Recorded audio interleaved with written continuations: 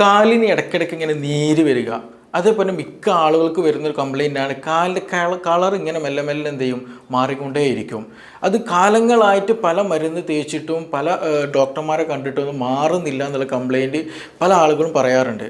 ഇങ്ങനെയുള്ള ആളുകൾ നിർബന്ധമായിട്ട് ശ്രദ്ധിക്കേണ്ടത് ഇത് പല കാരണങ്ങൾ കൊണ്ടുണ്ടാകും. ഇത് മോസ്റ്റ്ലി അബൌട്ട് 90% വരുന്ന അതിലധികം വരുന്ന കേസുകളും ഇതിൻ്റെ ഒരു പ്രധാന കാരണം എന്ന് പറയുന്നത് വെരിക്കോസ് വെയിൻ ആണ്. അപ്പോൾ ആക്ച്വലി വെരിക്കോസ് വെയിൻ എന്താണെന്നുള്ളതും അതുകൊണ്ട് എന്തൊക്കെ പ്രയാസങ്ങൾ കാലിനും ശരീരത്തിനും മുഴുവൻ എന്തൊക്കെ ഉണ്ടാകും എന്നുള്ളത് നമ്മൾ നിർബന്ധമായിട്ടും അറിഞ്ഞിരിക്കണം. അപ്പോൾ ഇന്ന് നമ്മൾ ഡിസ്കസ് ചെയ്യാൻ പോകുന്ന വിഷയം, നമ്മുടെ ശരീരത്തിൽ വെരിക്കോസ് വെയിൻ ഉണ്ടാകുന്നുണ്ടെങ്കിൽ അതെങ്ങനെ നമുക്ക് പ്രിവെൻറ്റ് ചെയ്യാൻ കഴിയും, അതിൻ്റെ ഒരു കോംപ്ലിക്കേഷൻ, അത് കൂടിക്കഴിഞ്ഞാൽ എന്തൊക്കെ പ്രയാസങ്ങൾ ഉണ്ടാകും തുടങ്ങിയ വിഷയങ്ങളാണ് ഇന്ന് നമ്മളിവിടെ ഡിസ്കസ് ചെയ്യാൻ പോകുന്നത്. ഞാൻ doctor Siraj, medical officer, QNB hospital, Koduvally.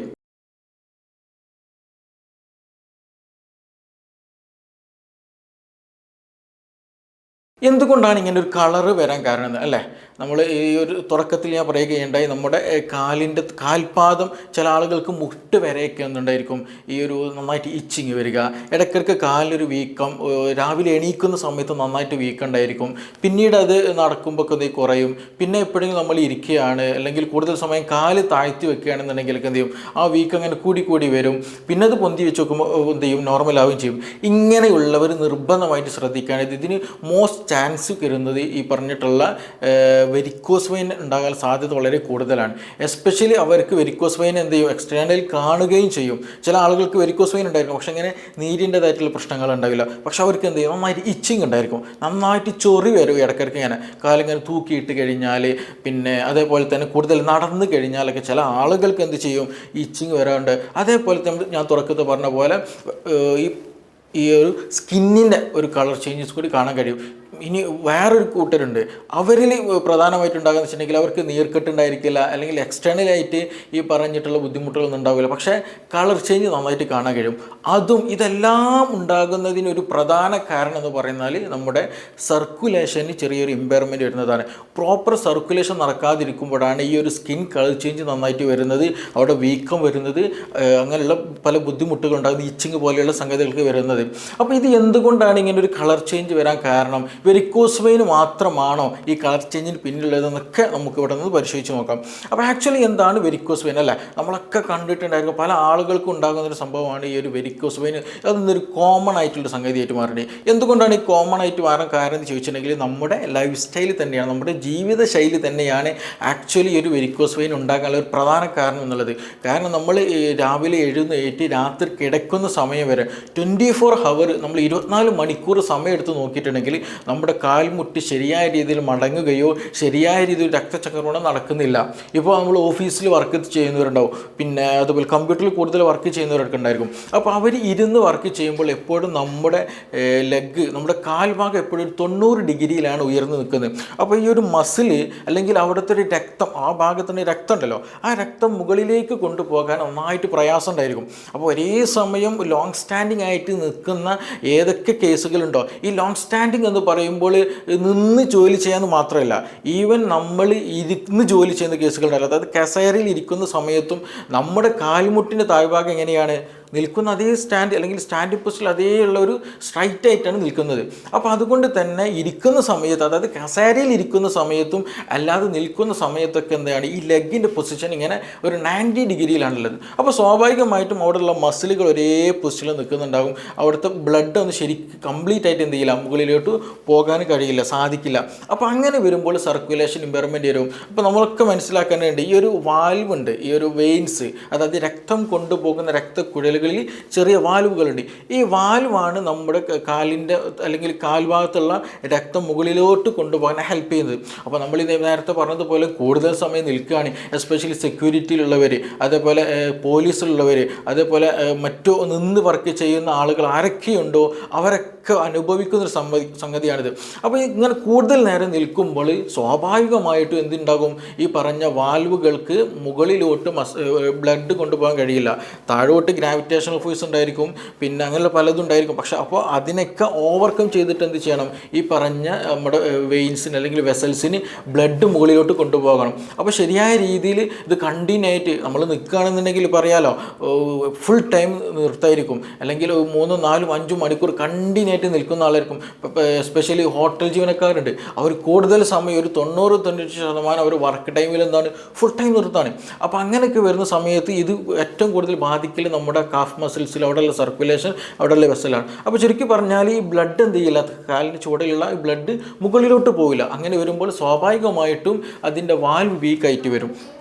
അങ്ങനെ ഒരു വീക്ക്നെസ് വന്നു കഴിഞ്ഞാൽ അവിടെ എന്ത് ചെയ്യും, അവിടെ ഇങ്ങനെ മെല്ലെ മെല്ലെ അതിൻ്റെ സൈഡിലായിട്ട് ബ്ലഡ് ഇങ്ങനെ ലോഡ് ചെയ്ത് വന്നിട്ട് മെല്ലെ മെല്ലെ എന്ത് ചെയ്യും, അതിൻ്റെ ഇലാസ്റ്റിസിറ്റി കൂടും. ഈ ഒരു ബ്ലഡ് വെസൽ ഒരുപാട് ഇലാസ്റ്റിസിറ്റി ഇല്ലാതെ, കാരണം ബ്ലഡ് പമ്പ് ചെയ്യുമ്പോൾ അതിങ്ങനെ വികസിച്ചിട്ട് വരും. അപ്പോൾ കൂടുതൽ സമയം ബ്ലഡ് അവിടെ ഇങ്ങനെ അക്യുമുലേറ്റ് ചെയ്യുമ്പോൾ എന്ത് ചെയ്യും, ബ്ലഡ് ഇങ്ങനെ അല്ലെങ്കിൽ രക്തക്കുഴൽ ഇങ്ങനെ വളഞ്ഞ് സിഗ്സാഗ് ആയിട്ട് അങ്ങോട്ട് കെട്ടിപ്പിണഞ്ഞിട്ട് ഇങ്ങനെ കിടക്കുക നമുക്ക് കാണാൻ കഴിയും.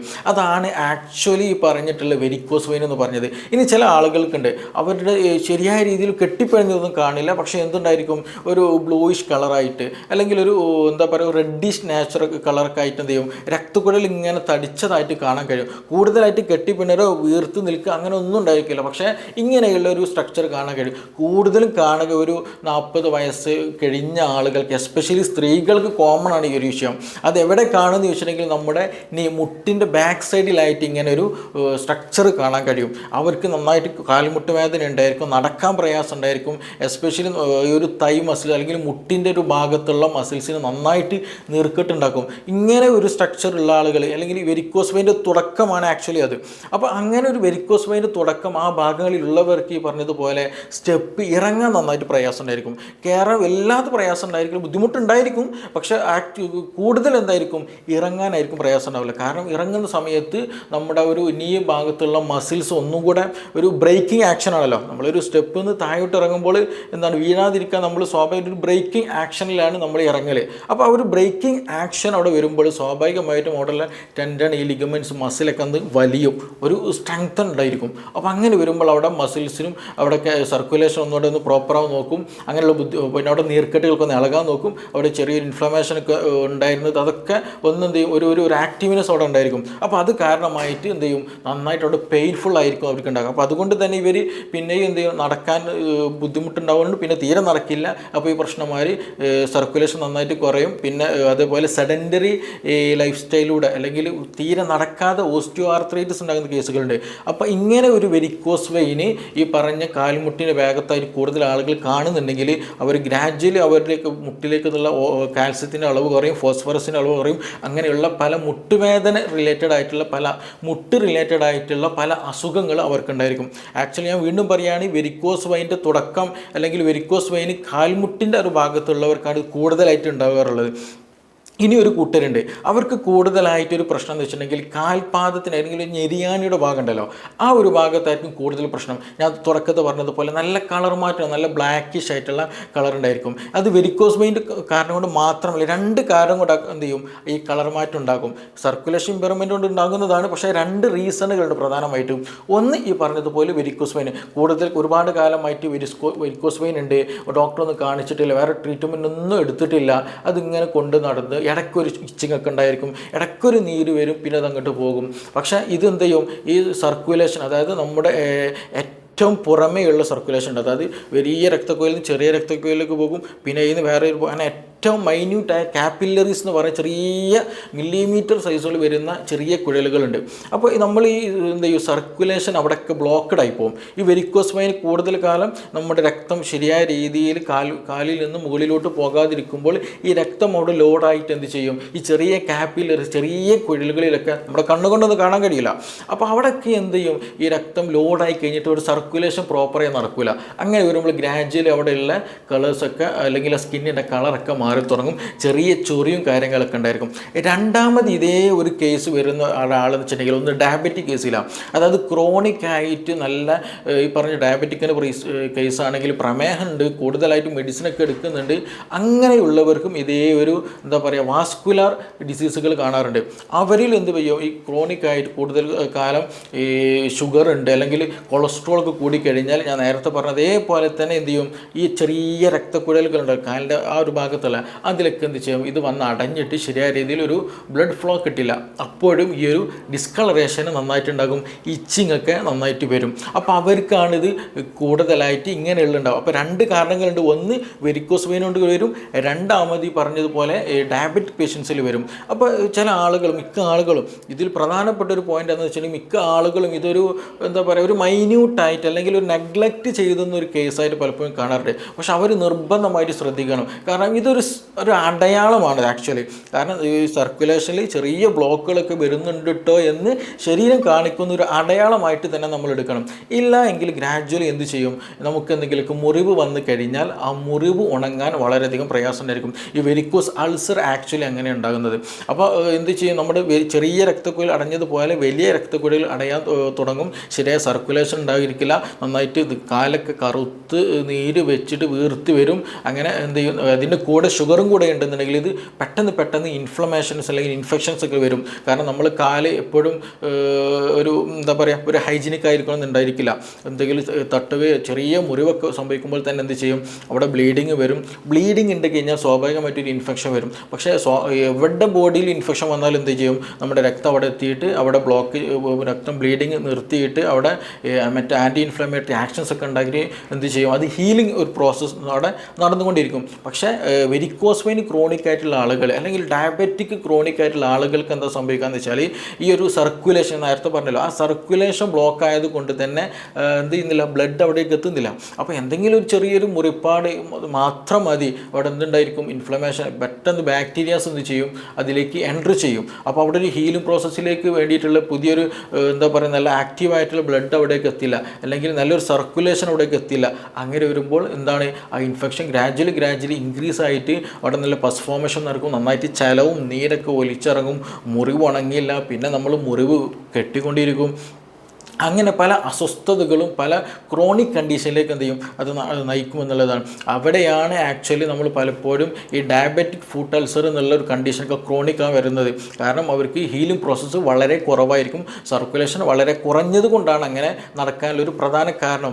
അപ്പോൾ വെരിക്കോസ് വെയിൻ വന്നാലും അല്ലെങ്കിൽ ഈ പറഞ്ഞതുപോലെ ബുദ്ധിമുട്ടുകളൊക്കെ വന്നാൽ നമ്മൾ നിർബന്ധമായിട്ട് ശ്രദ്ധിക്കേണ്ടത്, ഇതിനൊരിക്കലും നെഗ്ലക്റ്റ് ചെയ്യരുത്, ഇതിനെ മാറ്റി വെക്കരുത്. കാരണം എൻ്റെ കാലിന് ചെറിയൊരു ഇതൊക്കെ ഉണ്ട് അല്ലെങ്കിൽ കളർ ചേഞ്ച് ഒക്കെ ഉണ്ട് എന്നുള്ള രീതിയിൽ പൂർണ്ണമായിട്ട് എന്ത് ചെയ്യരുത്, മാറ്റി വെക്കരുത്. അതിന് പ്രതിവിധി വേണ്ടിയിട്ട് എന്തൊക്കെ നമുക്ക് ചെയ്യാൻ കഴിയുമോ അതൊക്കെ നമ്മൾ ചെയ്യണം. അത് വളരെ ഇമ്പോർട്ടൻ്റ്. ഇല്ലെങ്കിൽ നമ്മൾ സുപ്രഭാതത്തിലായിരിക്കും പെട്ടെന്ന് ഇങ്ങനെ മുറിവെന്തോ ഉണങ്ങുന്നില്ല, അല്ലെങ്കിൽ ഒരു സെൻസേഷനൊക്കെ ഒരു തരിപ്പ് പോലെ തോന്നുക, അല്ലെങ്കിൽ എന്തോ ഒരു ബുദ്ധിമുട്ടൊക്കെ തോന്നുക. അങ്ങനെ ഡോക്ടറെ പോയി കാണിക്കും, ഡോപ്ലർ ടെസ്റ്റുകളും മറ്റു ടെസ്റ്റുകളൊക്കെ ചെയ്ത് നോക്കും. അപ്പോൾ നോക്കുമ്പോൾ പല ബ്ലോക്കുകൾ ഉണ്ടായിരിക്കും. ചിലപ്പോൾ ത്രോംബോസിസ് എന്നൊരു സംഗതി ഉണ്ട്, അതായത് രക്തക്കുഴലുകളിൽ ചെറിയ രൂപത്തിലുള്ള എന്ത് ചെയ്യും, രക്തം കട്ട പിടിച്ച് കട്ടായിട്ട് എന്ത് ചെയ്യും, ഇങ്ങനെ ബ്ലോക്കഡ് ആയിട്ടുണ്ടായിരിക്കും. ഡീപ്പ് വെയിൻ ത്രോംബോസിസ് എന്നൊരു DVT എന്ന് പറയും. അപ്പോൾ അതൊന്നും നമുക്ക് കണ്ണുകൊണ്ട് ഒരിക്കലും കാണാനോ അല്ലെങ്കിൽ മനസ്സിലാക്കാനോ സാധിക്കില്ല. പക്ഷേ അങ്ങനെയുള്ള കണ്ടീഷൻ, ഈ DVT പോലെയുള്ള കണ്ടീഷനുകളിലൊക്കെ ഉണ്ടാകുന്നത്, അല്ലെങ്കിൽ വെരിക്കോസ് വെയിൻ പോലെയുള്ള കണ്ടീഷനിലൊക്കെ ഉണ്ടാകുന്ന ഒരു പ്രധാന സിംറ്റംസ് പറഞ്ഞതാണ് ഈ പറഞ്ഞ ചൊറി, ഇടയ്ക്കിടയ്ക്ക് ഇച്ചിങ് വരിക, കാൽപാദത്തിലൊക്കെ നീർക്കെട്ട് ഉണ്ടാവുക, സ്കിന്നിലൊക്കെ കളർ ചേഞ്ചസ് ഇങ്ങനെ വന്നുകൊണ്ടിരിക്കുക, പിന്നെ ഇടയ്ക്ക് കാൽവേദന പോലെയുള്ള പ്രയാസങ്ങളൊക്കെ ഉണ്ടാകുക എന്നുള്ളത്. അപ്പോൾ ഇത് എന്താണ് കണ്ടീഷൻ എന്നുള്ളത് നിർബന്ധമായിട്ട് നോക്കണം. എസ്പെഷ്യലി DVT ഞാൻ പറഞ്ഞല്ലോ, രക്തക്കുഴലുകളിൽ ചെറിയ രീതിയിലുള്ള എന്താ പറയുക, ഈ രക്തം കട്ട പിടിച്ച് നിൽക്കുന്ന കണ്ടീഷനാണ്. അപ്പോൾ അങ്ങനെയുള്ള കേസുകൾ നമ്മൾ വീട്ടിൽ നിന്ന് തന്നെ അറിയാണ്ട് ഒഴിഞ്ഞു പോയി കഴിഞ്ഞാൽ, അതായത് DVTയുടെ കേസിൽ നമ്മൾ എന്ത് ചെയ്യണം, ഒഴിഞ്ഞാൽ എന്ത് ചെയ്യും, ആ ഒരു രക്തം കട്ട പിടിച്ച ഭാഗത്ത് എന്ത് ചെയ്യും, അവിടുന്ന് ഡിറ്റാച്ച്ഡ് ആയി പോകും. ആ രക്തക്കുഴലിൽ നിന്ന് ഡിറ്റാച്ച്ഡ് ആയിട്ട് അവിടുന്ന് വേർപെട്ടിട്ട് എന്ത് ചെയ്യും, രക്തത്തിലൂടെ ഇപ്പോൾ നമ്മുടെ കാലിൻ്റെ ഭാഗത്ത് അല്ലെങ്കിൽ തുടയുടെ കാൽമുട്ടിൻ്റെ ഭാഗത്തായിട്ട് DVTയുടെ ഒരു കംപ്ലയിൻ്റ് ഉണ്ടെന്ന് വെക്കാം. അപ്പോൾ നമ്മൾ അമിതമായിട്ട് തെറാപ്പിയും കാര്യങ്ങളൊക്കെ ചെയ്യാണ്, എന്താണ് റീസൺ എന്ന് പോലും നോക്കാണ്ട് വെറുതെ ചെയ്യാണ്. അപ്പോൾ അങ്ങനെയൊക്കെ ചെയ്ത് കഴിഞ്ഞാൽ എന്താ സംഭവിക്കാം, ഈ അതിൻ്റെ ഉള്ളിലുള്ള ഈ രക്തക്കുഴലിൽ ഉള്ളിലുള്ള ഈ രക്തക്കട്ടയുണ്ടല്ലോ, അതെന്ത് ചെയ്യും, ആ രക്തത്തിൻ്റെ കൂടെ ഇങ്ങനെ പാസ് ചെയ്യും, അതിങ്ങനെ ശരീരത്തിൻ്റെ പല ഭാഗത്ത് പാസ് ചെയ്യും. അത് എവിടെയെങ്കിലും പോയി അടഞ്ഞു നിന്നാൽ, എസ്പെഷ്യലി നമ്മുടെ ബ്രെയിനിൽ പോയിട്ടാണെന്നുണ്ടെങ്കിൽ നോക്കുകയാണെങ്കിൽ ബ്രെയിനെ സംബന്ധിച്ചുള്ള ഏറ്റവും മൈന്യൂട്ടായിട്ടുള്ള സർക്കുലേഷൻ നടക്കുന്ന ഒരു സ്പേസാണ് ബ്രെയിൻ എന്ന് പറയുന്നത്. അപ്പോൾ അവിടെയൊക്കെ പോയിട്ട് ഈ പറഞ്ഞ് ചെറിയ രക്തക്കട്ടകൾ അവിടെ പോയി അടഞ്ഞു വന്നാൽ സ്ട്രോക്ക് സംഭവിക്കും. ഇനി അതല്ലാതെ പോകും നമ്മുടെ ഹൃദയത്തിലേക്കാണെന്നുണ്ടെങ്കിൽ സ്വാഭാവികമായിട്ടും എന്ത് ചെയ്യും, ഹാർട്ട് അറ്റാക്ക് പോലെയുള്ള പ്രശ്നങ്ങൾ ഉണ്ടായിരിക്കും. ഒരു പ്രശ്നം ഉണ്ടായിരിക്കില്ല, മറ്റു പല സിംറ്റംസ് ഉണ്ടായിരിക്കില്ല, മറ്റു ബുദ്ധിമുട്ടുകളൊന്നും ഉണ്ടായിരിക്കില്ല. പക്ഷേ നമ്മൾ പോലും അറിയാണ്ട് എന്ത് ചെയ്ത് പോവാണ്, ഇങ്ങനെയുള്ള അസുഖത്തിലേക്ക് പെട്ടെന്ന് എത്തിപ്പോവാണ്. അപ്പോൾ ഇത് പലതും ശരീരം കാണിക്കുന്ന ഓരോ സിഗ്നലുകളായിട്ട് തന്നെ നമ്മൾ എന്ത് ചെയ്യണം, ഇതിനെ സ്വീകരിക്കണം, അതിനെ പരിഗണിക്കണം, അതിന് വേണ്ട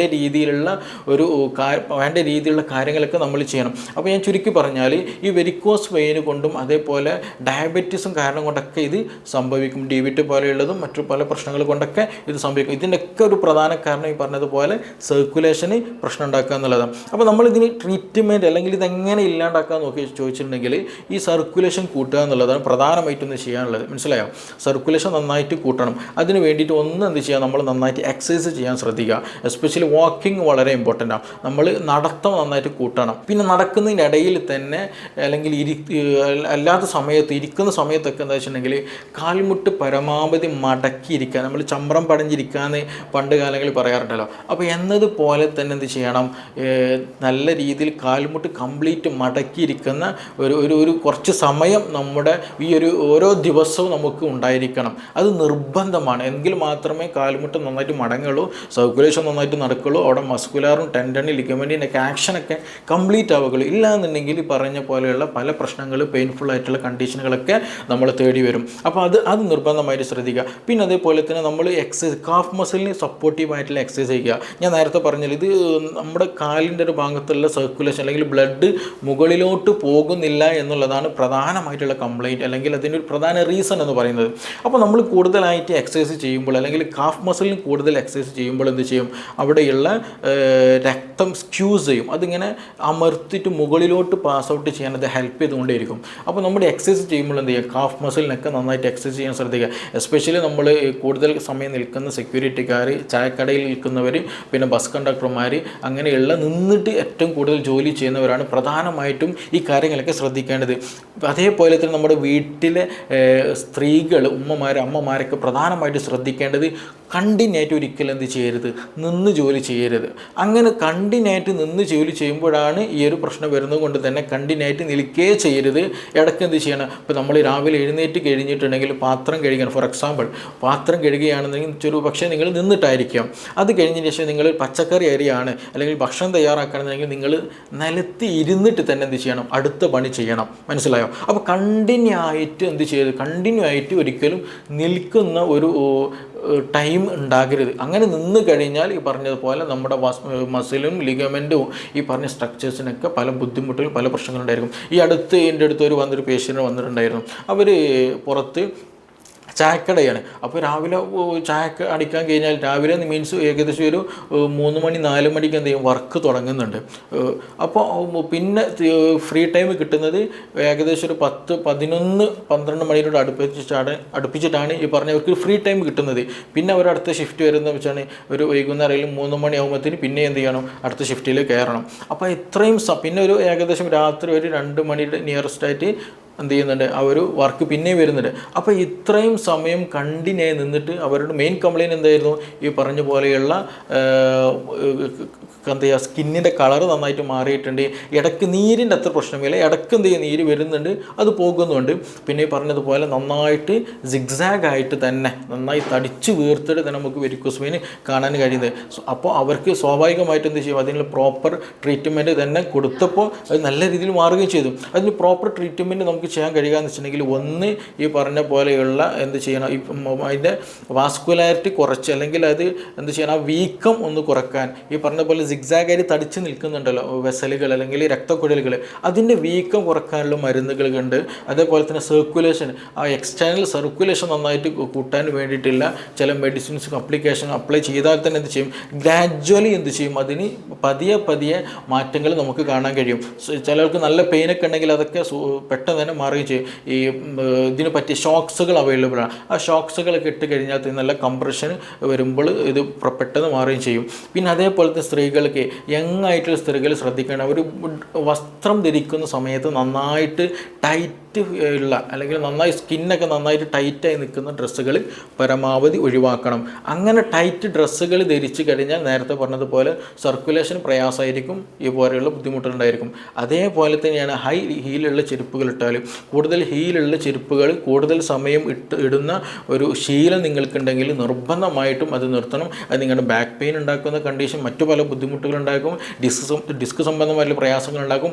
എന്നതുപോലെ തന്നെയാണ് കാഫ് മസിൽസിനത് കംപ്ലയിൻറ്റ് ഉണ്ടാക്കുന്നത്, വെരിക്കോസ് വെയിൻ പെട്ടെന്ന് വരാൻ അത് എളുപ്പമാക്കി തരും. അപ്പോൾ അതുകൊണ്ട് അങ്ങനെയുള്ള ലൈഫ് സ്റ്റൈലുകൾ ചുറ്റുപാടുകളൊക്കെ മാറിയിട്ട് നമുക്ക് എപ്പോഴും പ്രോപ്പറായിട്ടുള്ള ഒരു ഹെൽത്ത് നമ്മൾ കൊണ്ടുവരാൻ ശ്രദ്ധിക്കണം. പിന്നെ ഇതിന് കൂടെ തന്നെ നമ്മൾ ട്രീറ്റ്മെൻറ്റിൽ ശ്രദ്ധിക്കേണ്ട, അല്ലെങ്കിൽ നമ്മുടെ കൂടുതലായിട്ട് നീര് വരുന്നുണ്ടെങ്കിൽ, കൂടുതലായിട്ട് ഇച്ചിങ് ഉണ്ടെന്നുണ്ടെങ്കിൽ, ഈ സ്കിൻ ഡിസീസ് കളർ കൂടുതലായിട്ട് വരുന്നുണ്ടെങ്കിലൊക്കെ അവർ പ്രധാനമായിട്ട് ശ്രദ്ധിക്കേണ്ടത് ശോധന അല്ലെങ്കിൽ വയറ്റുന്ന ശരിയായ രീതിയിൽ അല്ലെങ്കിൽ ശരിയായ രീതിയിൽ ടോയ്ലറ്റിൽ പോകുന്നുണ്ടോ എന്നുള്ളത് നിർബന്ധമായിട്ട് ഉറപ്പുവരുത്തണം.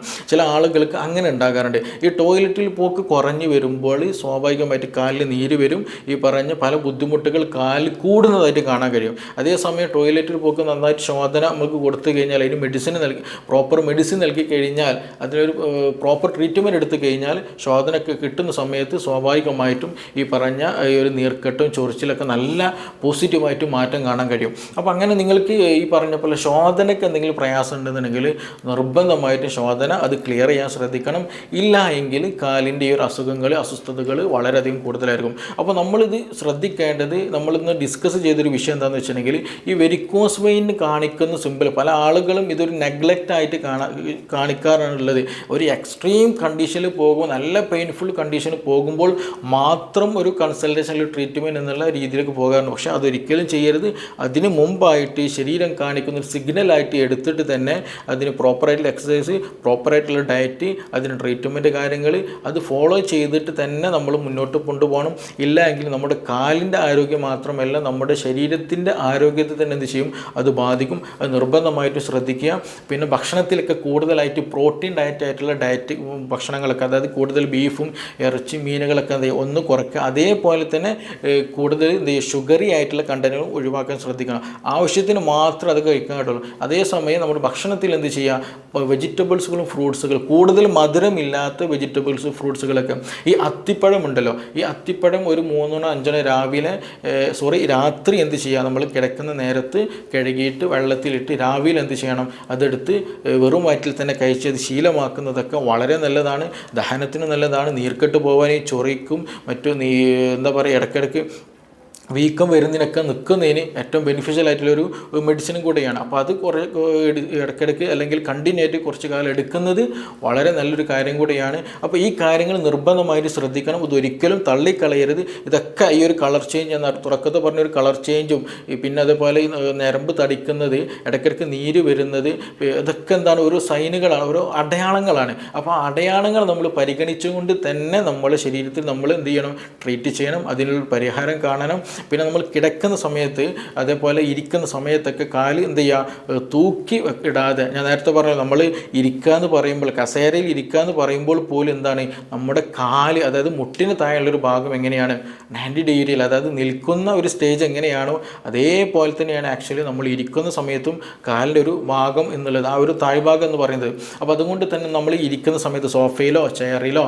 ബെഞ്ചിലൊക്കെ ഇരിക്കുന്ന സമയത്ത് കാല് മടക്കി വെച്ചിട്ട് ഇരിക്കാൻ ശ്രദ്ധിക്കുക. വീട്ടിലൊക്കെ ഒരു പായ വാങ്ങിയിട്ട് തന്നെ എന്ത് ചെയ്യണം, ആക്ച്വലി നമ്മൾ നിലത്തിരുന്നിട്ട് തന്നെ ഇരിക്കാൻ ശ്രദ്ധിക്കണം. ടോയ്ലറ്റിലൊക്കെ പോകുന്ന സമയത്ത് പരമാവധി എന്ത് ചെയ്യുക വെച്ചിട്ടുണ്ടെങ്കിൽ, ഈ പറഞ്ഞ യൂറോപ്യൻ ടോയ്ലറ്റൊക്കെ ഒഴിവാക്കിയിട്ട് നമ്മുടെ സാധാ ഇന്ത്യൻ ടോയ്ലറ്റ് തന്നെ ഉപയോഗിച്ച് കാല് മടക്കി എന്ത് ചെയ്യുക, കാഫ് മസിലൊക്കെ നന്നായിട്ട് ആക്റ്റീവായിട്ട്, മുട്ടൊക്കെ എന്ത് ചെയ്യുക, നന്നായിട്ട് ഇളകിയിട്ട് തന്നെ എന്ത് ചെയ്യണം, ഇരിക്കാൻ ശ്രദ്ധിക്കുക. അപ്പോൾ സർക്കുലേഷൻ കാര്യങ്ങളൊക്കെ ഉണ്ടാകുമ്പോൾ ഈ ഒരു വെരിക്കോസിൻ്റെ പ്രശ്നമോ കാര്യങ്ങളൊന്നും ഉണ്ടാവില്ല. അപ്പോൾ ആ കാര്യങ്ങളൊക്കെ എന്ത് ചെയ്യണം, അങ്ങനെ ഒരു നല്ലൊരു ലൈഫ് സ്റ്റൈൽ നമ്മൾ മെയിൻറ്റെയിൻ ചെയ്തെടുക്കാൻ പരമാവധി ശ്രദ്ധിക്കണം. അത് നിർബന്ധമായിട്ട് തന്നെ നിങ്ങൾ ജീവിതത്തിൽ പുലർത്തുകയും വേണം. ഓക്കെ. അപ്പോൾ ഇനി ഇതുമായി ബന്ധപ്പെട്ട് നിങ്ങൾക്ക് എന്തെങ്കിലും അറിയാനുണ്ടെങ്കിൽ, ഇത് എങ്ങനെ മെഡിസിൻ എടുക്കും, ഇത് കൂടുതലും മെഡിസിൻ എടുക്കണ്ടോ എന്നൊക്കെ പല സംശയങ്ങൾ ചിലപ്പോൾ നിങ്ങൾക്ക് ഉണ്ടായിരിക്കും. അങ്ങനെ എന്തെങ്കിലും സംശയങ്ങൾ കൂടുതലായിട്ട് എന്തെങ്കിലുമൊക്കെ അറിയണമെന്നുണ്ടെങ്കിൽ എന്ത് ചെയ്യുക, നിങ്ങൾക്ക് ഈ താഴെ തന്നിട്ടുള്ള നമ്പറിലൊന്ന് കോൺടാക്റ്റ് ചെയ്യുക. ഓക്കെ. നമുക്കിനി മറ്റൊരു വിഷയം ബന്ധപ്പെട്ടിട്ട് വീണ്ടും കാണാം. Thank you.